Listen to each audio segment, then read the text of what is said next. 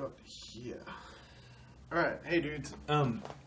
Today we're going to be looking at different ways to make our some kind of like turnarounds more interesting. So I'll use as an example the last 4 bars of a blues. Let's say we're kind of where's the? Just going to move this down here so you can see my left hand. There we go. Right, so let's say we're in the last 4 bars of a blues in the key of C, right? And so it's generally like the accompaniment part might sound something like this. You start off with the D minor to the G7, C7, and back to the, so you kind of go from the 5 to the 1. And that's like the most basic form of turnaround. So we won't spend much time on that.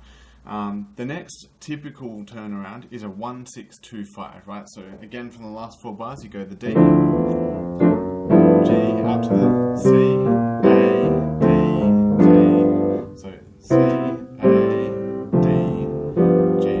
So that one's pretty standard as well. Because these ones are really standard, I won't spend much time on those. So what we are going to be looking at is what we can do in the last 2 bars. So we'll have the D minor going to the G. And then from the C, what can we do to mix it up and make it just sound a bit different? So, you know, if we're playing a lot of choruses over this blues, we can make it sound just a little bit different each time and keep the interest happening, right?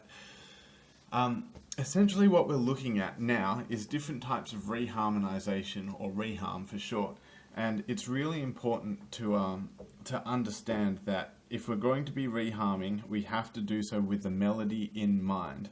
And at the moment, I'm going to presume that the melody is the tonic. So, so we've got this melody note here, and so all of the reharmonizations will be based around that. Alright, so let's have a look at what we've got. The first one which I want to talk to you guys about is a tritone substitution. So first off, what is a tritone? A tritone is an interval between 2 notes. It's either an augmented 4th or a diminished 5th. So this tritone interval is what we're going to be using, and we're going to be substituting chords using chords from a tritone away. Alright, let's have a look at the first one. The first one is going to be our normal 1-6-2-5. So we've got our 1, C major, 6, A minor, 2, this is our D minor, and our 5, G dominant. And we're going to be substituting all of them except the original chord, all of them except the C. So we'll start off with a C, then instead of playing the A minor, which would normally be down there, we're going to go a tritone away from that. So that's going to our up here. So E flat is going to be our first chord, our second chord instead of the A minor. So we'll go C for the first chord, E flat for the second chord. Now normally we would be playing a D minor as our third chord in the sequence, but a tritone away from that is A flat, so we'll play that. So we've got 1, 2, 3. Right, so we've got our A flat major, and then normally a tritone away from the G would be a C sharp there. So we're going to play that as our 4th chord. So instead of this, we've now got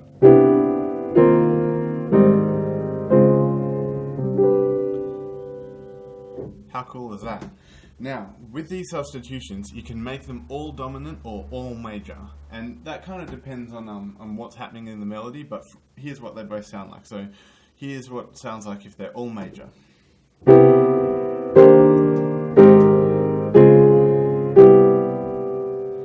The next one is what it sounds like if they're all dominant.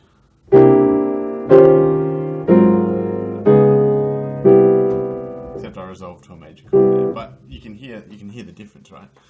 So that's a tritone substitution, and it leads perfectly back into our tonic C for the start of the next chorus. So in context, let's have a listen to those last 4 bars of the blues one more time. Here we go.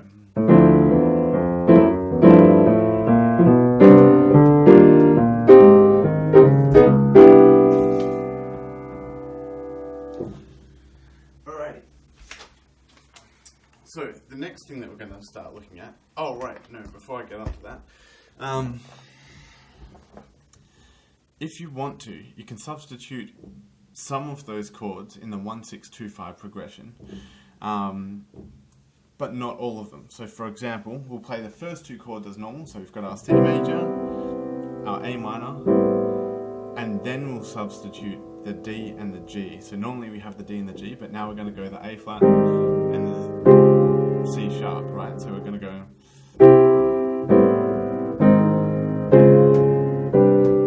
which is a cool progression in itself. And so we've just played the first two the same as normal, and the second two were substitutions. But what happens if we play, for example, every second chord is a substitution now? So we'll start off with our C.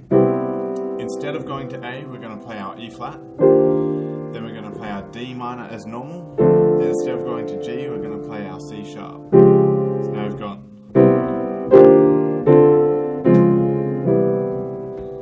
And this is actually a really interesting one because it creates a chromatic bass line. Have a look at the bass notes.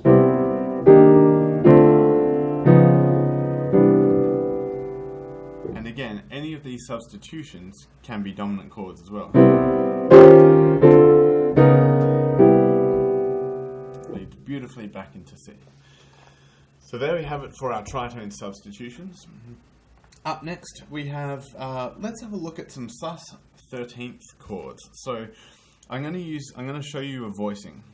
The way that I usually play a sus 13th chord, if I'm playing it two-handed, in root position, then I'll have the bass note and the root, and then you want a root position major 7 chord from a tone below.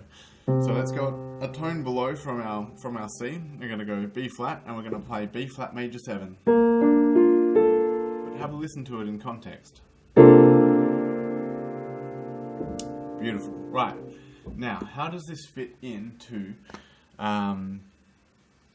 turnarounds? Well, let's have a look. So instead of playing our usual like 2, 5, instead of going back to C for the last 2 bars, we're actually going to hold a B flat 13th sus chord, right?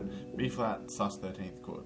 So we'll have our B flat there, then we go a tone below and play the major chord. So that's a major 7th chord of A flat major. And here's what it sounds like in context.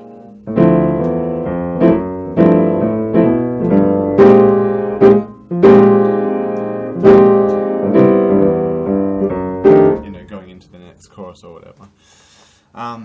So that's one that you can do just to kind of like hold on to there. Again, it covers the C in the melody if that's the melody note.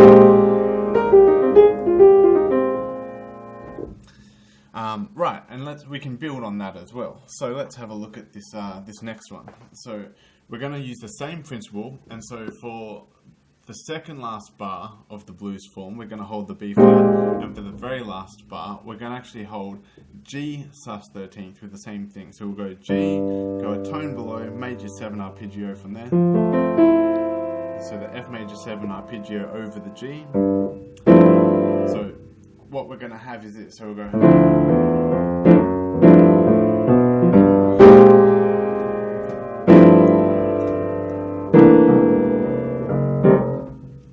So you can use that instead of playing the 1-6-2-5. You can play the flat 7 sus 13th to the 5 sus 13th. Building on that, taking that one step further, you can chromatically walk down from this flat 7 down to the 5 using 2 beats on each one, going like chromatically. Flat sus 13th, A sus 13th, A flat sus 13th, G sus 13th. So yes, after this progression you'll know your sus 13th chords really well, but it sounds something like this.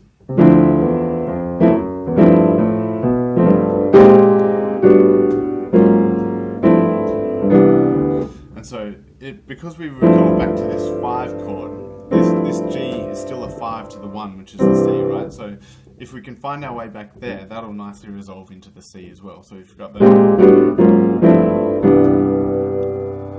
Alrighty. Alrighty, so here are just a couple of ideas that you can use and try them in different keys, practice each one individually of course, and try mixing them up and see which sorts of sounds you get. But the idea of this lesson is just to get you thinking in different ways about how to make each chorus a little bit different.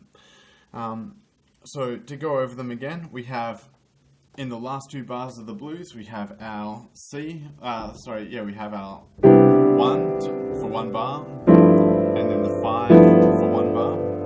We have our usual 1 6 2 5. Now we have our substitutions. And then we have our, some of the chords substituted and others not.